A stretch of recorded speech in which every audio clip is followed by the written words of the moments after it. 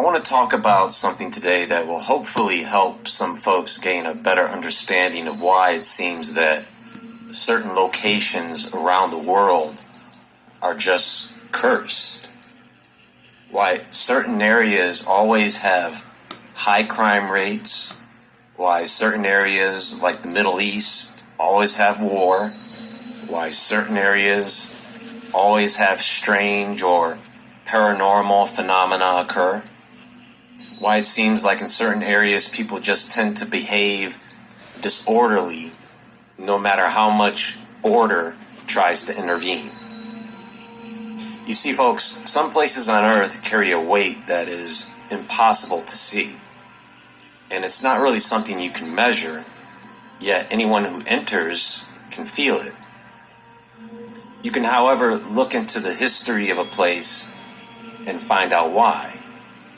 There are locations where the air feels heavier, shadows seem to move on their own, and the ground itself seems charged with an unseen presence. Now, I don't know if I've mentioned this on this channel before, but I know that I have mentioned this in private conversations as an explanation of what a lot of this is a result of. Across time, humans have performed rituals, ceremonies, and acts of magic.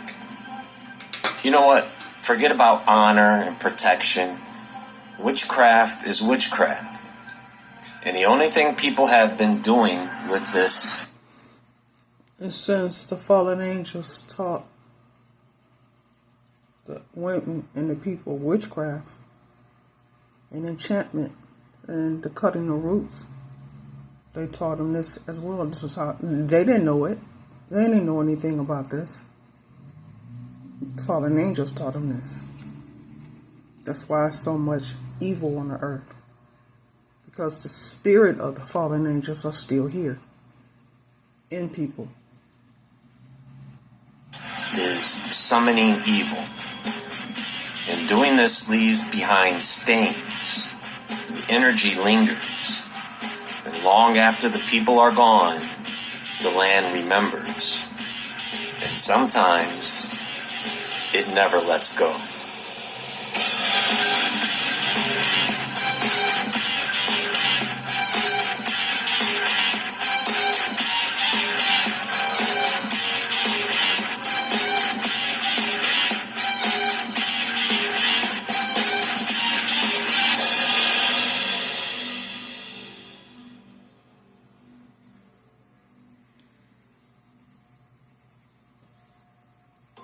So, in North Carolina, there's a place called the Devil's Tramping Ground, or some call it the Devil's Stomping Ground. And it's a circular patch of earth, roughly 40 feet across, perfectly bare. Nothing grows there, no grass, no weeds. The campers and visitors who try to set up chairs and tents or leave food report the same phenomenon. By morning, their belongings have disappeared, as if the earth just swallowed that stuff up. Now, the legend is that the devil himself walks this circle at night, restless, pacing, trying to think through his next evil plan, and his anger somehow is imprinted into the soil. Some people have claimed to have seen dark shadow figures moving around, that the air feels charged, heavy, like they can feel a presence there. But I'm going to tell you, that devil story is just an excuse. It's rarely a single entity, it's usually several. And it's usually the result of people performing rituals, curses, spiritual practices performed centuries ago. It's the residual mark of human intention and supernatural work, a force that refuses to fade, leaving the land itself rotten and corrupted. Throughout human history, people have gathered on sacred ground to perform rituals, ceremonies meant to honor the divine, call upon spirits, seek protection, or even exert influence over the world around them. Some of these rituals were simple prayers or offerings, while others were far more complex, involving sacrifices, chants, or acts intended to manipulate unseen forces. And while many of these practices were meant to heal or bless it, it doesn't matter. They can leave a mark, a kind of lingering energy that remains long after the people are dead and gone. We have anthropologists, we have folklorists calling this residual energy of the land. And it's always the same when people visit these places.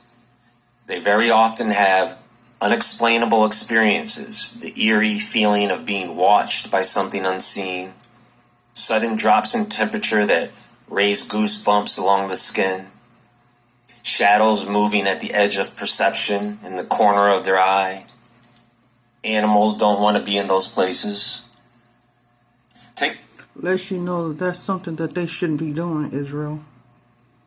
But people are going to continue on practicing witchcraft and bringing on the demonic spirits that you can't get rid of. Because when you do witchcraft, you invite those type demons to come to you. And not only to you, to the person that you're practicing witchcraft on. So it's just safe to say that you shouldn't be doing any type of witchcraft, because it always backfires on you, especially when you're doing it to those who have done no wrong to you, have not hurt you, but it's just the fact that you don't like them and you want to see nothing but evil upon them. It always backfires. Always. Take, for example, the Devil's Tramping Ground, a circle void resistant to life, where nothing grows and where objects vanish without explanation. It's a place that evokes instinctual unease, where even seasoned outdoorsmen report tension in the air. And sites like this are not unique to North Carolina. They are all over around the world, from forests and mountains to ancient stone circles and ritual mounds, even in urban areas. Actually, urban areas are the worst ones because more people are there and actually live on or in these places. Land scarred by centuries of witchcraft, leaving behind a silent, restless energy that continues to show its presence to anyone who dares enter. Across the United States, countless locations hold the echoes of ancient ceremonies performed by Native American tribes. I don't know what people think they were doing before the land was colonized. Now, their rituals varied widely. Some were acts of healing, offerings to honor spirits who they thought were good spirits. And to top it off, certain tribes also engaged in rituals meant to curse, to punish, or summon spiritual dominance, calling upon unseen forces to protect their people or exact vengeance on their enemies.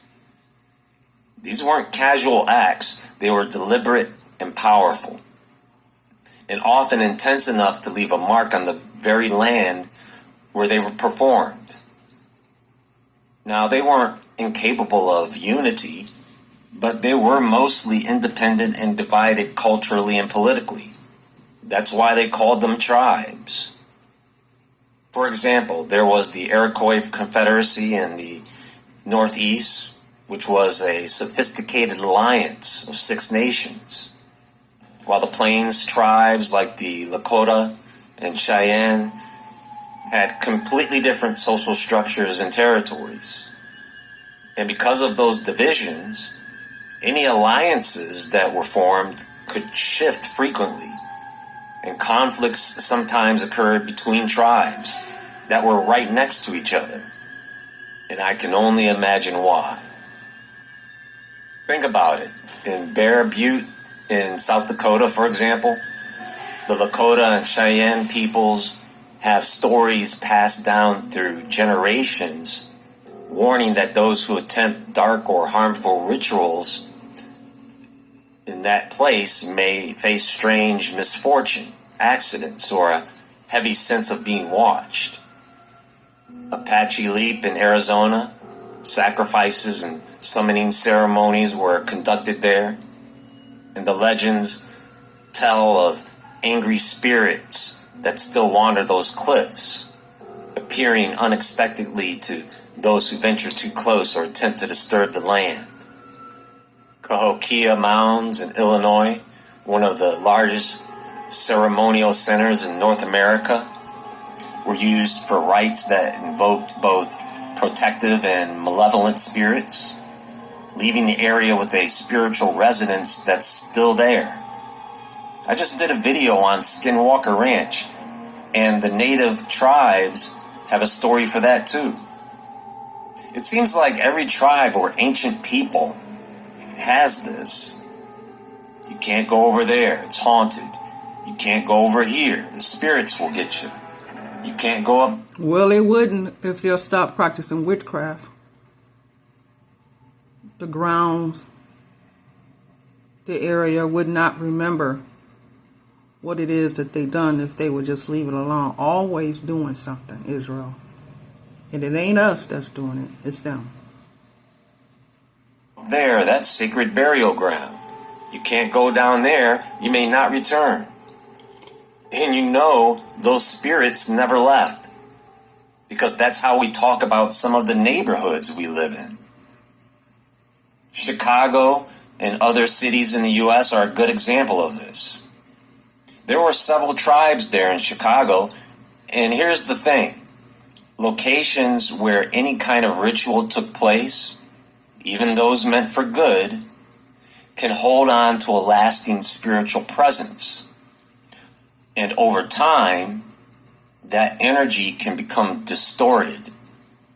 It can amplify or become misunderstood, especially as generations pass and the original context is forgotten.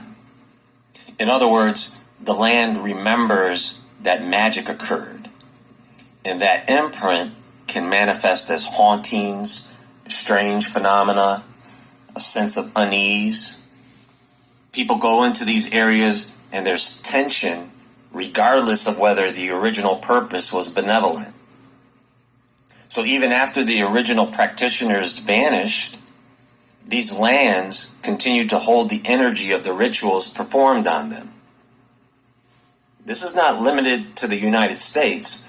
Across the globe, there are places where ancient witchcraft, dark rituals, or spiritual ceremonies were carried out, where the land itself seems to bear the weight of those acts, long after the people who performed them have vanished.